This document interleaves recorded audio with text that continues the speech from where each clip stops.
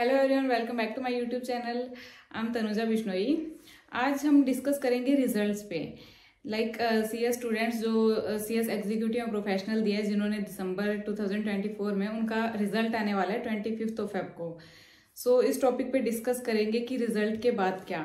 तो कुछ एक स्टूडेंट्स तो बहुत एक्साइटेड होंगे रिजल्ट्स को लेकर और कुछ बहुत नर्वस हो रहे होंगे, करेक्ट। तो सबसे पहले तो वो स्टूडेंट्स जिनका क्लियर होता है रिजल्ट के बाद, तो उनको तो congratulations and all the best there for their future journey. And कुछ स्टूडेंट्स जिनका क्लियर नहीं हो पाता।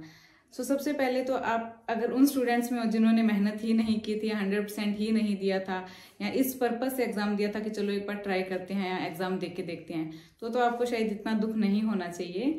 बट उन स्टूडेंट्स की बात करते हैं जिन्होंने अपना पूरा 100% दिया था, फिर भी वो एक आधे मार्क्स की वजह से रह रहे हैं। उस केस में मैं समझ सकती हूँ कि कितना मुश्किल हो जाता है उस सिचुएशन को डील करना। और स्पेशली जब एक या आधे नंबर से इतने मार्क्स से हम हमारा एग्रीगेट या फिर किसी इंडिविजुअल सब्जेक्ट्स में रह जाते हैं और बाकी के सब्जेक्ट में क्लियर कर जाते हैं, तो उस केस में सबसे ज़्यादा तकलीफ होती है ना। तो उन स्टूडेंट्स के लिए मैं जस्ट एक मैसेज देना चाहूँगी कि कोई एक सिंगल एग्जाम या फिर कोई सिंगल रिजल्ट या कोई सिंगल फेलियर आपके जो लाइफ का है वो आपकी डेस्टिनी, आपकी लाइफ नहीं डिसाइड कर सकता। ठीक है, अभी कुछ बच्चे बोलेंगे कि ये सिर्फ कहने की बातें हैं। ये जस्ट कहने की बातें नहीं हैं, ये बहुत सारी रियल लाइफ ऐसी एग्जांपल्स हैं जो शायद कुछ ऐसे लोग जो एग्जाम्स में बेशक फेल हो गए हो बट वो अपनी लाइफ में सक्सेसफुल हुए हैं। इवन सीएस के रिजल्ट के बाद भी क्या रहता है कि चाहे आप एग्जाम क्लियर कर लोगे बट फिर भी बहुत सारे आप जो ऐसे लोग हैं जिन्होंने एग्जाम क्लियर कर लिए बट वो फिर भी लाइफ में फेल हो गए, उन लोगों से भी आप मिलोगे। बट बहुत ऐसे भी रहेंगे जिन्होंने एग्जाम में जो क्लियर नहीं कर पाए बट वो अपनी लाइफ में सक्सेसफुल हो गए। तो एक एग्जाम या फिर कोई एक जो मार्क्स आते हैं वो आपका डिसाइड नहीं कर सकते फ्यूचर बिल्कुल भी। सो फर्स्टली तो आप ये अपने माइंड से निकाल दो कि I am a loser, I am a failure. So ये तो आपके माइंड में बिल्कुल भी नहीं आना चाहिए, ठीक है। फिर क्या रहता है कि अभी स्टूडेंट्स ये सोचेंगे कि क्या मुझे क्विट कर देना चाहिए या फिर मुझे कंटिन्यू करना चाहिए या फिर मुझे खुद को एक चांस और देना चाहिए। तो it totally depends on you. मैं जब सीएस कर रही थी तो मेरा पर्सनली ये रहता था कि मेरा अगर रिजल्ट आएगा तो मैं किसी वीडियो के बेसिस पे या फिर किसी के एडवाइस के बेस पे डिसाइड नहीं करूंगी कि मुझे फ्यूचर में क्या करना है। मेरा खुद का आपको पता रहेगा कि जब भी अपन खुद कुछ काम करते हैं, अपन ये एक इंटरनल वॉइस होती है जो बहुत बार हम उसको दबाने की भी कोशिश करते हैं, ठीक है। अपने एक अंदर से आवाज आती है कि नहीं तुझे ये नहीं करना चाहिए या फिर तुझे ये करना चाहिए या फिर तू ये कर लेगा, बट अपन उसको इग्नोर कर देते हैं। ट्रस्ट में, अगर आपने जिस दिन आपने उस बात की एडवाइस को मानना स्टार्ट कर दिया ना, उस इंटरनल जो आपकी वॉइस आ रही है, बट अपन उसको इग्नोर कर देते हैं।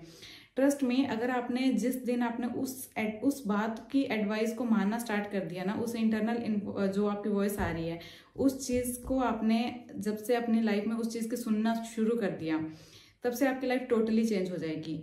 कोई जो अगर सामने वाला आपको एडवाइस दे रहा है उसको नहीं पता कि आपकी क्या वीकनेस है, आपका क्या स्ट्रेंथ है, आप क्या अचीव कर सकते हो और आप क्या डिजर्व करते हो, ठीक है।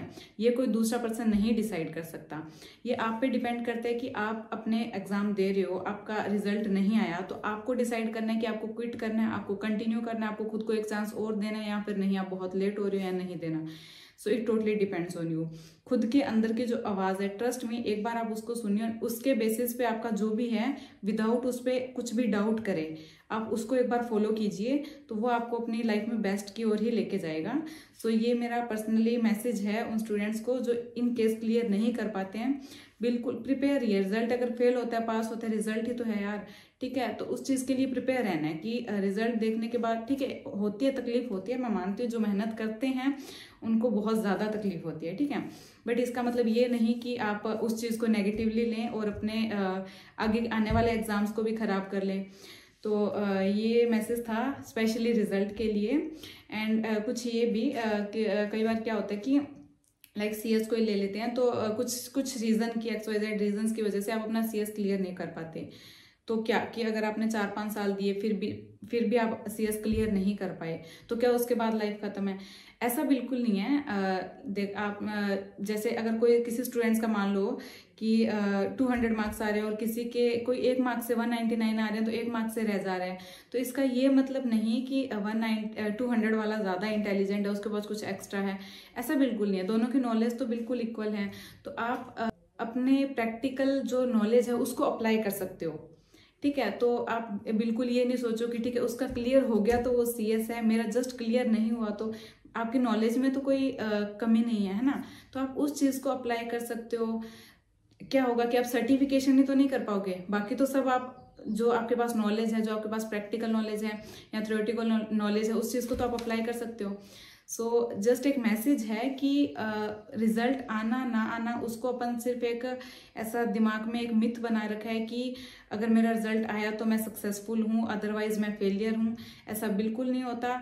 ये जस्ट आपका एक अपने माइंड को जो मैसेज देते हो आप वही हो। अगर आप अपने माइंड को मैसेज देते हो कि तुम लाइफ में बहुत कुछ उखाड़ लेगा, सो ऑब्वियसली आप उखाड़ लोगे।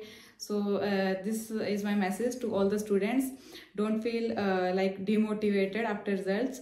And जो स्टूडेंट्स क्लियर करते हैं ऑल द वेरी बेस्ट। आगे भी आपको बहुत चैलेंजेस फेस करने पड़ेंगे, सो be ready.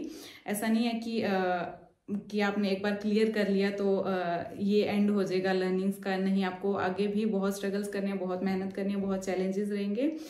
So thank you so much. Hope so कि आपको कुछ लेवल ऑफ सेटिस्फेक्शन मिला होगा।